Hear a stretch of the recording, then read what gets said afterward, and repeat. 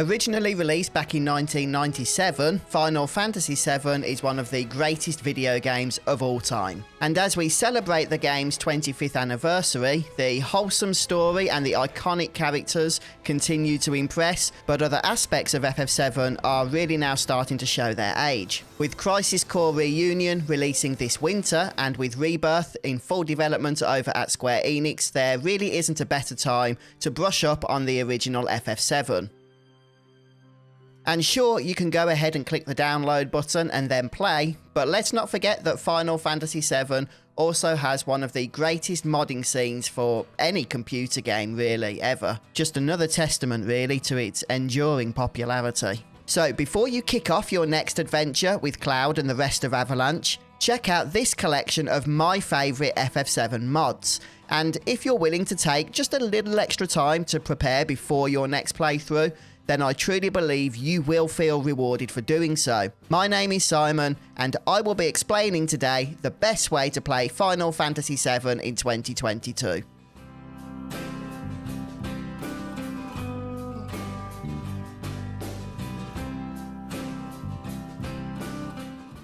Now, I am proud to still have my 24-year-old copy of the PC version of FF7, but you don't need this. You can use any PC version to get these mods up and running.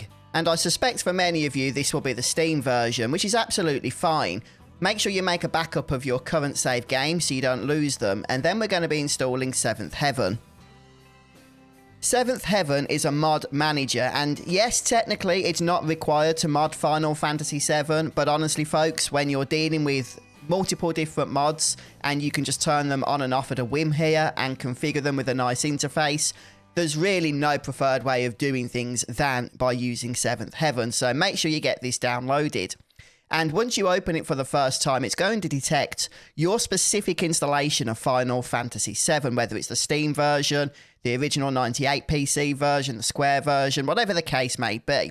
And it's going to convert that into a special install of Final Fantasy VII that Seventh Heaven can then use to install and delete mods whenever you wish to do so. By the way, it will also retain your original Final Fantasy VII installation. So, for example, if you have the Steam version, you will then have 2 copies of FF7 on your PC. Still the Steam version, which won't be touched with mods, and then the new version that Seventh Heaven has created, where mods will be installed. This means that Steam achievements are disabled, by the way, on the Seventh Heaven install of Final Fantasy VII, but you can still play the original Steam version to get those achievements. They're not permanently disabled. Now, I get when you first open Seventh Heaven, if it's your first time using the program, you might be thinking, oh no, it's all a little bit confusing. Don't be put off, it's very intuitive once you've got the hang of it. Now, once you've first installed and set up and opened up the program, you will have a blank canvas here. What you're seeing in my case is all the mods I have downloaded, set up and installed. So I'm going to go ahead and deactivate all of these, and it is really that easy. You can turn them on or off one at a time if you want to test various mods, or you can use the buttons over here to turn them all on or all off. So if I played the game now by tapping the play button up here, then the game would open and play as normal without any mods installed whatsoever. So let's just go over some of the settings first of all. If we tap the settings up here and go to general settings, when you first install Seventh Heaven, it should detect all of the right folders for Final Fantasy VII and have all of these paths set correctly. If it doesn't, or if you have any errors, just check these out and make any manual adjustments as need be.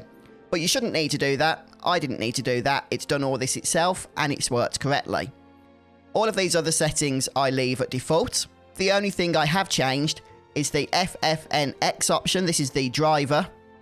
I have changed from stable to Canary, which is a beta release of the driver, and that's because I was getting a crash on the stable release, but I've changed to the Canary release and everything's working perfectly. If you change between stable and Canary, either on Seventh Heaven or on the driver, once you've made the change, make sure you tap check for updates. And once you've got this message, you know you're good to go. As I say, everything else you can pretty much keep on the default settings. And the other thing you will want to look at before actually downloading any mods themselves is the game driver. So for graphics API, just keep this on auto. I've selected OpenGL simply because it's the only option that works for me when I want to record Final Fantasy VII in OBS Studio. Everything else will give me a black screen in OBS, not good. But for you, chances are just set auto, that will be fine. Set your resolutions as you wish. If you change the aspect ratio to stretch to fill, then yep, that will stretch the image, so I keep that on native. And I keep anti-aliasing, vertical sync and advanced lighting off, just to avoid any potential crashes, but you can play about with those settings if you wish. Cheats. This is effectively the same as the cheats that come with the Steam version of the game, but they are just activated a little differently here. So random battles, if you just mouse over it and look to the bottom of the prompt there, you can see the hotkey that needs to be pushed in order to turn random battles on and off. Yes, you can skip movies, something you can't even do in the Steam version of the game. Okay, and that's with Control S on your keyboard. When a cinematic is playing, you will skip straight to the next gameplay scene. You can soft reset. You can also change the speed hacking.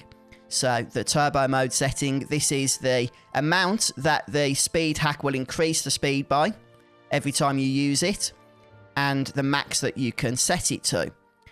So I'm going to set this to 1. I think it's better than 0.5. And I'm going to set this to 4. Anything above 4 and the game plays too fast, I can't actually see what I'm doing. And of course, you can simply toggle this on and off once you've got your settings in place here. Okay, so let's just check the advanced tab. I keep everything here turned to off, but if you need to do any debugs, then you might want to have a play about with this. But for the majority of you, just keep this stuff to off. You might want to change the music option to VGM stream. It doesn't actually matter because we're going to be using some arranged soundtrack mod anyway, so yeah, just keep it on whatever. And then you can go ahead and click save. Seventh Heaven is effectively good to go now. All you need to do is start installing some mods. So let's start going through those in order. Oh, if you want to install mods, you can just head over to the browse catalog, search through the list for the mods you want, or if you know the name of the mod, type it into the search box. And when you want to install a mod, select the mod you want and then double click it. It will then install automatically. You'll see the progress down here for it and then be added to your My Mods list. It is that simple, guys. Oh, and with Seventh Heaven, the order you have your mods matters. You can change the order around just by dragging the mods up and down above one another. But the mods above will take priority over the mods below. So if you have a couple of mods that affect the same thing, then the ones that are situated above will take priority in-game. Okay, so bear that in mind. If something's not working as it should, then it might be that another mod is overriding the mod that you want in place. So just double check the mod order is as you want it. So these are the mods I'm going to recommend to you. They are what I use and they will give you an incredible experience with your next playthrough of Final Fantasy VII. Starting with the graphical mods, first off we have Project Edge, and I really like this mod. What this does is it replaces the original pre-rendered backgrounds with new HD crisp backgrounds that look absolutely stunning. Now the one downside to Project Edge is it isn't universal. It doesn't replace every background in the game, but those that it does, there is no mod that does that better. Now, when you don't have a Project Edge background, rather than using the original pre-rendered backgrounds, which obviously are very blurry and would look out of place with all of these other mods, I strongly recommend using, where is it, this one, the Suna Mods SYW version 5 field textures. So this is an HD upscale of the original pre-rendered backgrounds, and they too look absolutely fantastic. So when your complete new recreated backgrounds from the Project Edge mod aren't there, then this will be there to fill in the gaps, and it does a great job at doing so. Okay, next up we have the Nino style vehicle models, replaces all of the models in the game. Nino style is one of my favourites in terms of model replacement, so you'll be seeing a lot of Nino style in this list.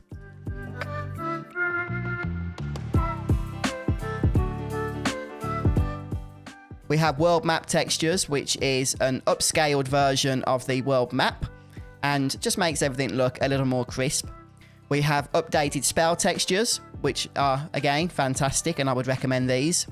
All of these are the SYW mods, by the way. We have the minigame textures, which upscale the minigames themselves, And finally, we have the FMV upscales. Now, there are multiple mods you can choose for FMV upscales. I go for the SYW 30 frames per second option because I just find that they look the best. And the 30 frames per second gives you that incredibly smooth cinematic feel, rather than the jarring, I think it was 15 frames per second in the original game. Next up, we have the Nino-style chibi field models and the Nino-style battle models. Now, there are many mods you can download which replace the models of your party members in various locations of the game. For me, I love retaining that original art style that Final Fantasy VII had going for it back in the day, and that's why I use these Nino-style chibi field model replacements, because they will take the original models of your characters and give them a high fidelity update, but they will retain that chibi style. And for me, that's where it's at. I want to have the feel of the original Final Fantasy VII, but updated for the modern era, and that's what these give you. The same with the Nino style battle models. These fit perfectly in with the rest of the mods that I have selected. Oh, and how could I forget the awesomeness that is the Avalanche Arisen Battle Texture mod by Uprism. Now, this thing is fantastic, it really is. Now, you do have several mods that will upscale the battle backgrounds, and I'm not criticising those at all, they are great. But this mod takes things to a whole new level. It is not an upscale mod, it takes the original battle backgrounds and replaces them with brand new redrawn backgrounds that are then implemented into the game. This just gives you a completely unique look, very HD, very crisp, and I just love it. So yeah, check this one out if you wish. But now that we have some fancy new graphics to play Final Fantasy VII with, the in-game menus and text are going to be looking a little out of place in comparison. Fortunately, there is a mod we can use to fix that, and it comes in the form of the Enhanced Stock UI mod. So I'm going to go ahead and enable this, and this will replace the in-game menus both in the field and in battles, and has a number of configuration options that you can engage with to get things looking exactly as you want. And it just really brings that part of the game up to snuff with the rest of the game that we've already been modding. Having now updated the graphics, the menus and the text to be more in line with our 2022 sensibilities, there is still one area to how the game looks that is a little bit jarring, and that is with the overall frame rate. Now, the Final Fantasy VII frame rate is really poor, to be honest with you. We've already updated the cinematics to 30 FPS from 15 FPS, but battles are still very low frame rate, and they just generally are low across the board, quite frankly. So we have a 60 FPS gameplay mod here. This one is by Vertex2995, Obese Bear and Colder, although there are a number you can choose from, but this one works well. And once we go ahead and activate this, we'll get lovely smooth frame rates throughout the course of the game.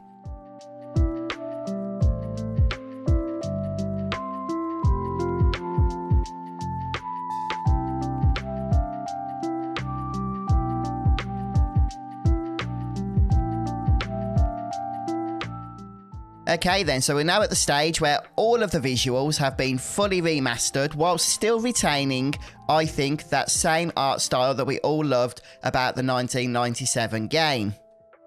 Which means we can now move on to thinking about what we want to do with the game's sounds and music. Now, you don't have to do anything, of course, just because you've updated the visuals. I get that the vanilla sound effects and the way the music plays can be very iconic, but because it's the game's 25th anniversary and we are going for a complete overhaul in a way that does honour the original, we are going to be using mods for the sounds as well. Now, there are many you can choose from. For the sound effects, I have selected the Suno Mods Cosmo Memory mod. And for the music overhaul, I've gone for the Symphonic Remasters Redux. Now, again, these are not the only two. There are other mods you can choose from, but I like these two, especially when it comes to the music overhaul. I want the same soundtrack, of course, as the original game, but this Symphonic Remaster, I think, just brings the music in line in terms of its update with what we've done with the visuals. So I'm going to go ahead and talk about Cosmo Memory first of all. And we're going to turn this on. This is the sound effects. And the good thing about this is you have a number of configuration options that you can play about with. First of all, keep center battle sound effects turned on. And then if we move down to menu sounds, you have a selection of options here. We have the vanilla sound effects. We all know how these sound in game.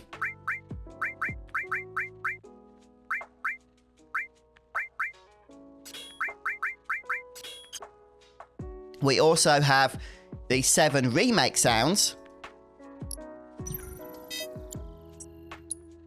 And my favourite, the updated vanilla sound effects. Because I'm trying to keep the style of the original game, I don't want to drift away from that too much. That's what we've done with the visual side of things. I'm going with the sound side of things to use the updated vanilla sound effects.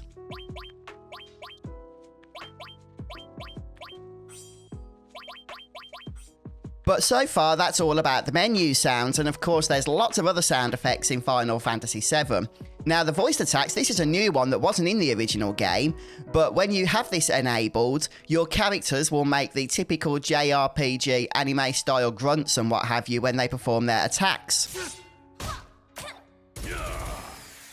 And whilst I'm sure this may not be for everybody, I really, really like this option. It just adds another level of immersion, and yeah, I'm definitely keeping this one enabled. Next up, we have field ambience.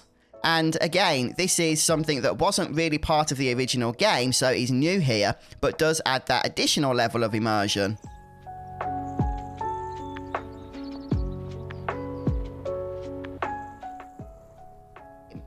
And they also can be applied for battles as well.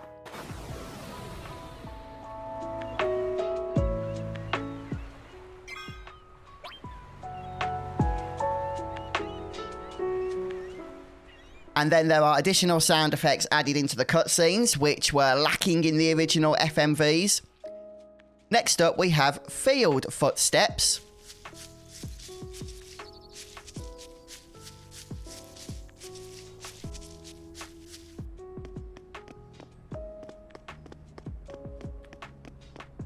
And these can be turned on both for the world map and for every other pre-rendered background. Okay, so if you think that the world map gives too many footprints but don't want to disable them completely, then you can just disable the world map and keep them in every other area.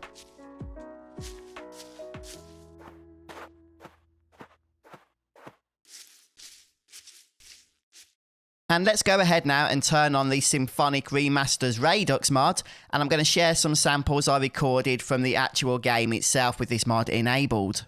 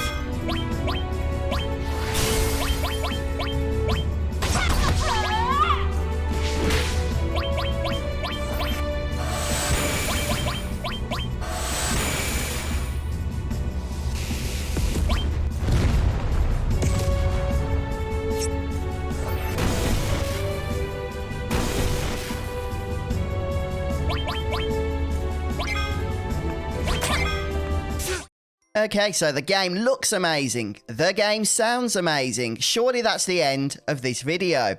But wait, there is one area we haven't yet addressed. The gameplay itself. Now, yes, you can use all of these mods I've spoken of so far and play the game through in its entirety with its original gameplay, etc, etc.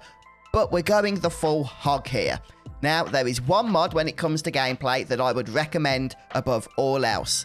And of course, it is the New Threat 2.0 mod by Sega Chief. With everything we've done so far, New Threat 2.0 is really going to be the creme de la resistance. It truly is the icing on the cake.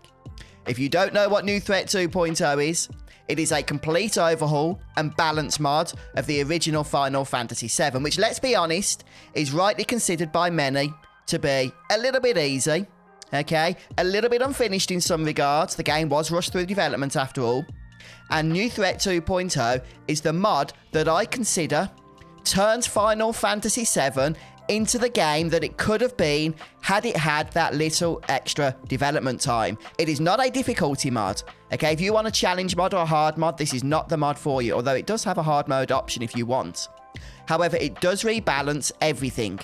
Okay, it rebalances items, enemies, bosses, it rebalances your party members, it gives them unique approaches to their fighting style, things that didn't exist in the original game, like for example being able to defend on Cloud so that he can counterattack, which is unique to him.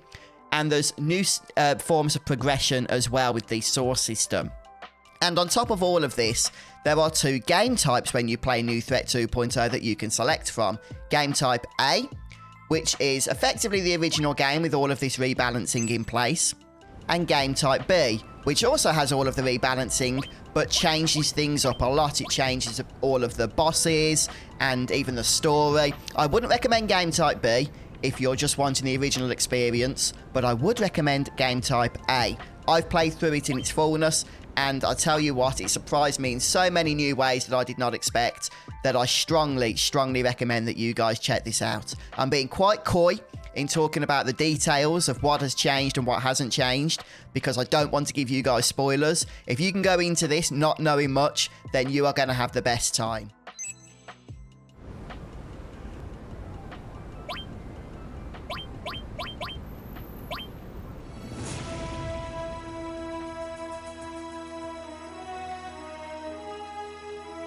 And so folks, that finally brings us to the end of my video. We have updated the game's graphics, the sound, the music, and given the gameplay itself a complete overhaul, giving us a brand new, fresh experience with Final Fantasy VII in 2022, while still retaining all of the charm that made the original so impressionable on so many of us back in the day.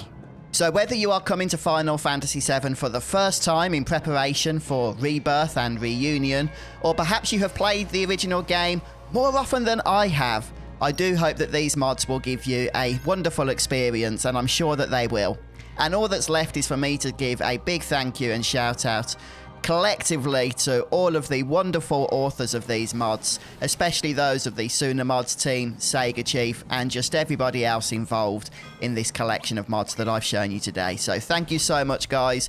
And thank you, dear viewer, for sticking with me today. If you've enjoyed this video and perhaps it's motivated you to try some of this stuff out for yourself, then please do consider sticking around the channel for a whole bunch of Final Fantasy content coming your way. You can subscribe to be notified of future videos, and stick around as well because I will be keeping you guys notified on the upcoming Rebirth and Reunion projects from Square. So have a wonderful day, everybody, and I'll see you next time.